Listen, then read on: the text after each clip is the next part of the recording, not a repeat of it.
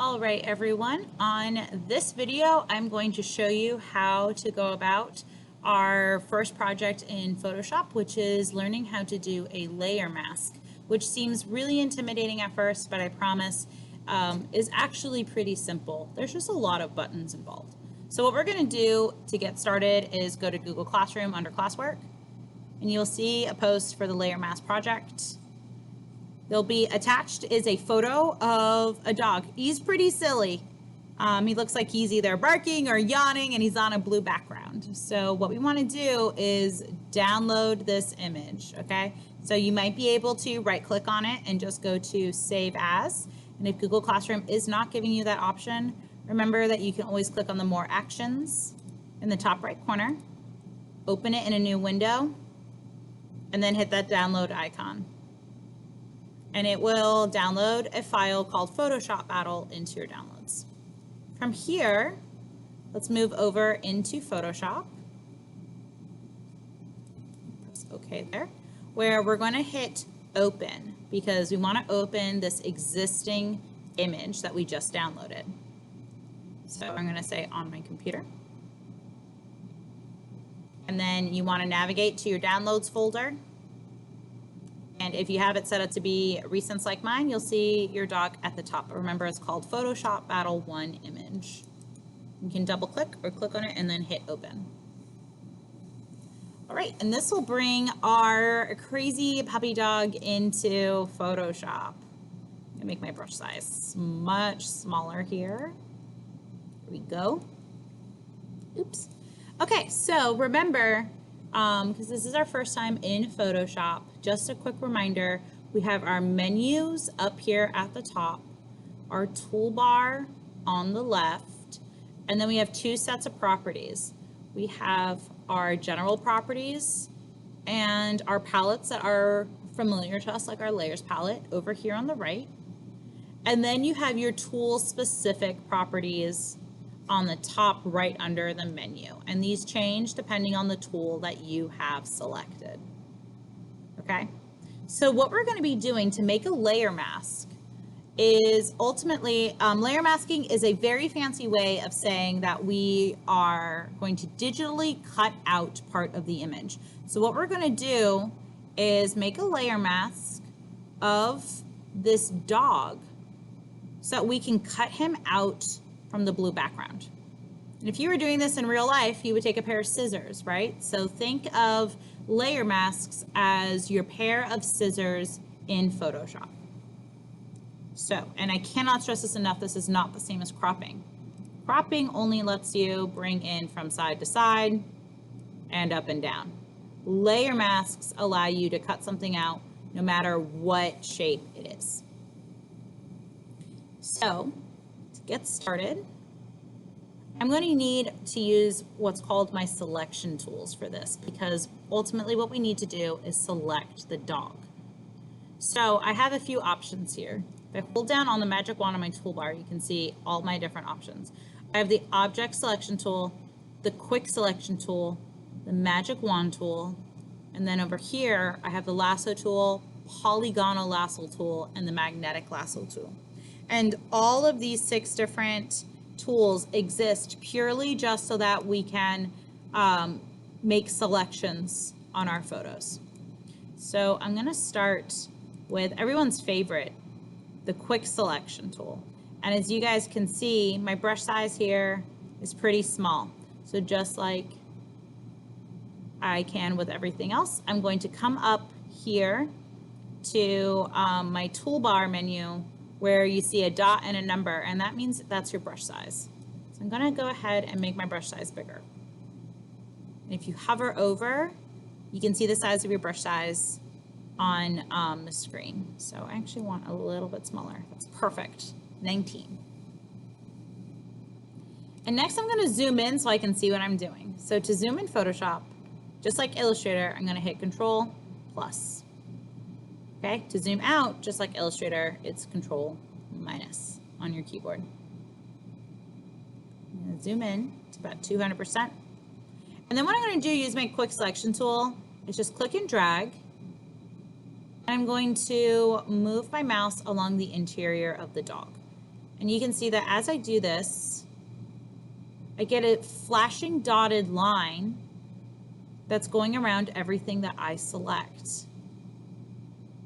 All right, we very fondly like to call this flashing line the marching ants, right? Because it kind of looks like ants that are marching around in a circle. I'm going to scroll down and then I can continue to select down here. What a lot of my students love about the quick selection tool is that you're able to just click and drag to add to your selection. And make my brush size smaller so I can go and select the dog's tail, or at least most of it. Get his paws, his paw there, paw down here. There we go.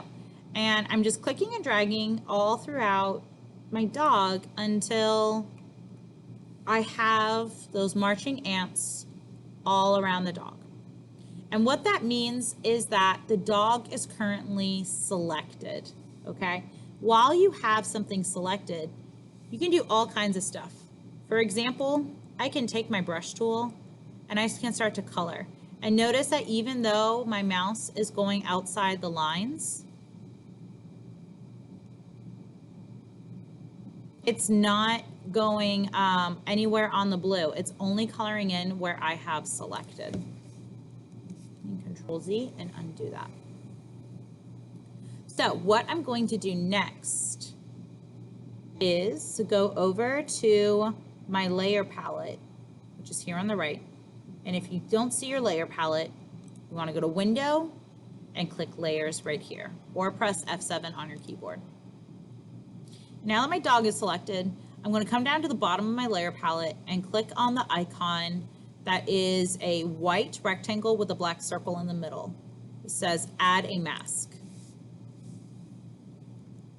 Now, as you can see, all the blue is now gone and is replaced with a white and gray checkerboard.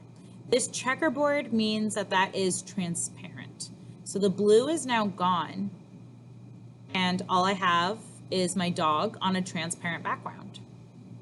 If you look at your layer palette, you will see that you have, your layer looks very different with your thumbnails. You have now a second thumbnail next to your original that is a black background with a white silhouette of the dog that we just cut out. This means that we are in our mask editing, layer mask editing mode. Wow, I know, that's a lot to say. So right now, we can make changes to our selection using the brush tool. And it's very simple. White on black adds content back. And if you reverse it, black on white erases content that we don't want. So what I'm going to do is zoom in even closer. I'm going to go look at the dog's tail, for example, where I still have a lot of blue around here. Okay, so I'm going to take my brush size, let's make it a little bit smaller. Much smaller. There we go. And then I'm actually going to drop my hardness down. Okay, your hardness is how strong your edges are on the outsides of your brush. So if your hardness is at 100%, you're going to get very crisp lines. But when the hardness is much lower at, say, like 10%, you get very soft edges. All right, so I'm going to put it at about 50 so that we can get those softer edges. And then I'm just going to click and drag to erase the blue parts on the tail. So you can see it kind of makes my edges a little bit more translucent.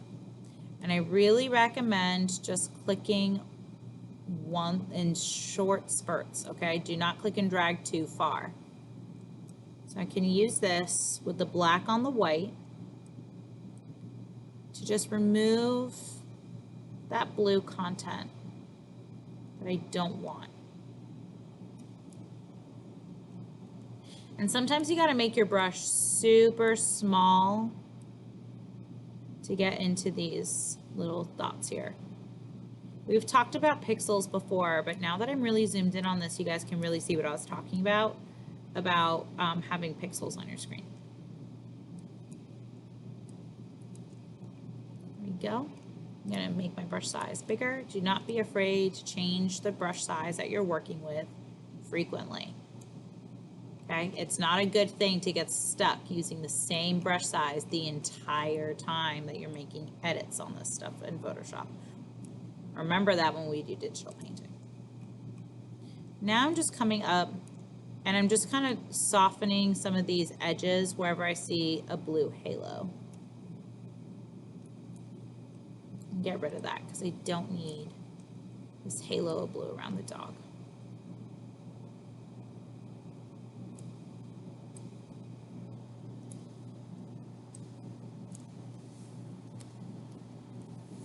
There you go.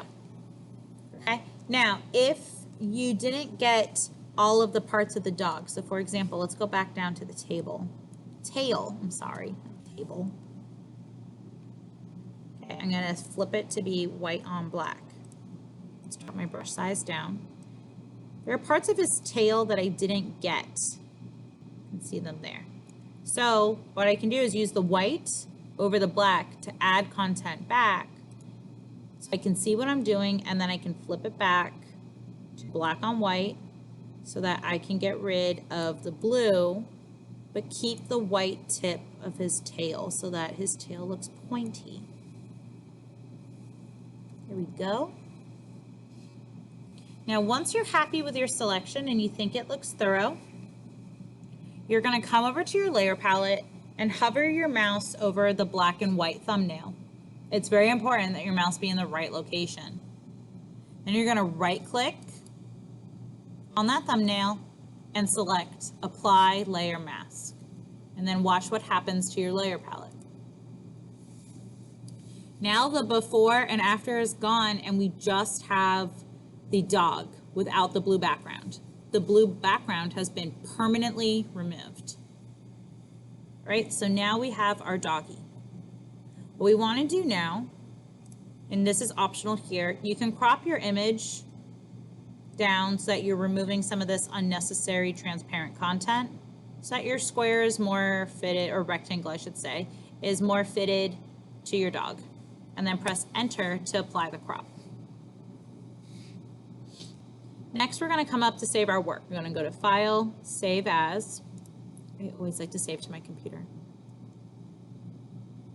And I want to change my Save As type here to be a PNG. And it's important that it be a PNG because PNG file formats are the only formats that support transparency for your file. And then I'm going to click Save. And then OK. Okay, now with my PNG file, I can place this dog anywhere on any document and it will be transparent wherever you see the white and gray checkerboard. So I can put this dog on a red background, a black background, and I'm gonna have that red or black go all the way up to the edge of the dog. But we're not done yet. What we wanna do is put our dog in a new location. We go back to the project, you can see some examples of where my previous students have put this dog. And this is where it's up to you. You get to be really creative with where you want to put the dog. So what we're going to do is hop into good old Google and search your location. So I think it would be really funny if I made this dog look like he's terrified of a cat. So I'm going to Google a backyard and go to images. All right, and now it's just about picking the right place that I want to have this setting. Sure, let's do this one. So I'm going to right click on it, save image as. I always like to save my work, my images from the internet with my own name so I can easily find them in my downloads. And then I'm going to come back to Photoshop.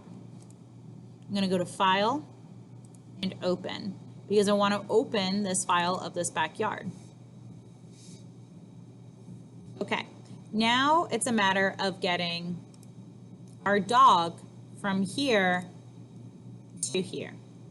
So first things first, let's look at our image size that you're working with your background picture and your cutout dog.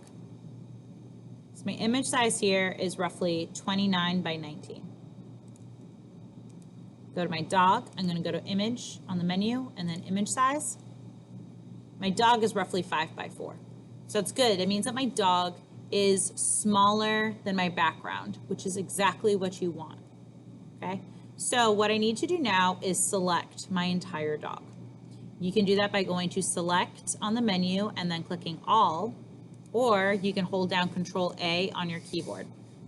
You'll know the entire dog is selected because you'll see the marching ants. There we go.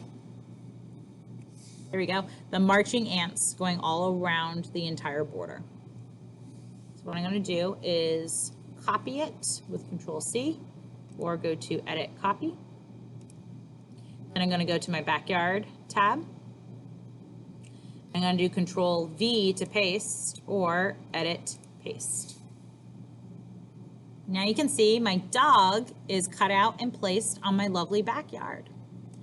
What I want to do is take the Move tool, top of your toolbar, and move the dog around. And he happens to be the perfect size for this. But just in case your image isn't, there's a way to fix that.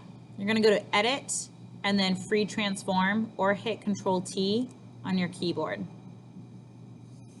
And if you grab the corner and hold down Shift, you can resize your dog to be huge or really tiny, whatever you need to do to resize your dog. Oh, I misspoke.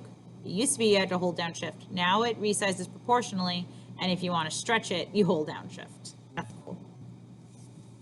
And then when you are happy with the size that you've chosen for your dog, you press Enter. Okay.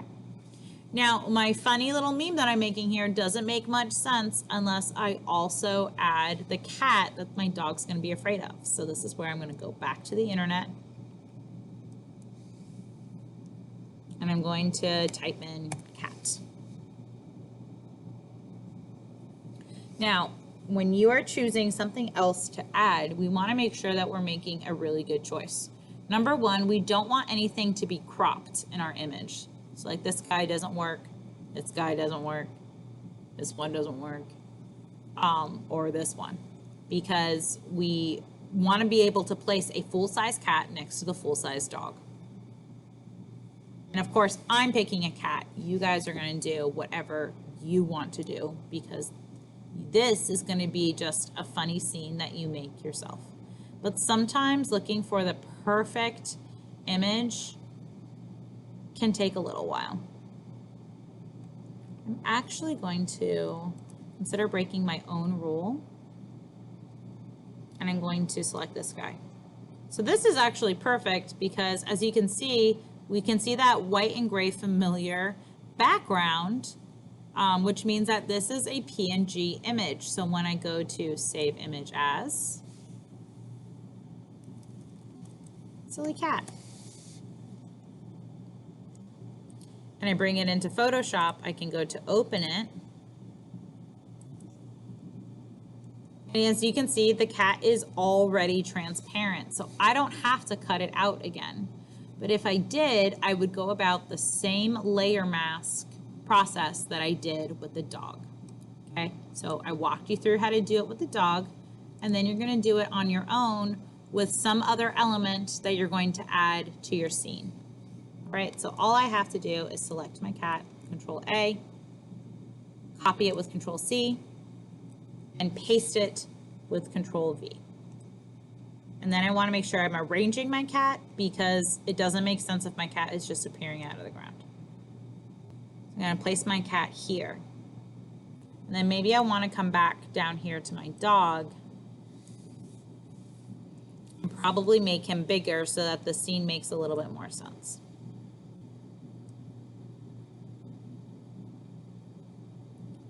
So maybe my dog is going to go off the screen a little bit, and I'll just make him to be a bigger dog. looking like he's really upset about this cat. And press enter. All right, and now I have my image that didn't exist before because I've cut out my dog and the cat and placed them on a new background. And then this is what I'm going to turn in on Google Classroom. So what I want to do is go to File, Save As. And the first thing I want to do is save a Photoshop copy. I'm going to name this with my last name, Lucas, and then Photoshop Battle 1. And hit save. And say OK. Then what I want to do to turn into Google Classroom is going to be to go to Save As one more time. And this time I'm going to select the JPEG option for this. Okay, not a PNG, we want a JPEG for this. And then I'm going to press Save. 8 is the perfect quality and press OK. The JPEG is what I'm going to turn into Google Classroom. The PSD copy is so that I can make any changes if I need to make changes. So if I get feedback from my teacher saying that the dog is too big and I need to make it smaller, I can open my PSD file in Photoshop and make the dog smaller because my layers are all there.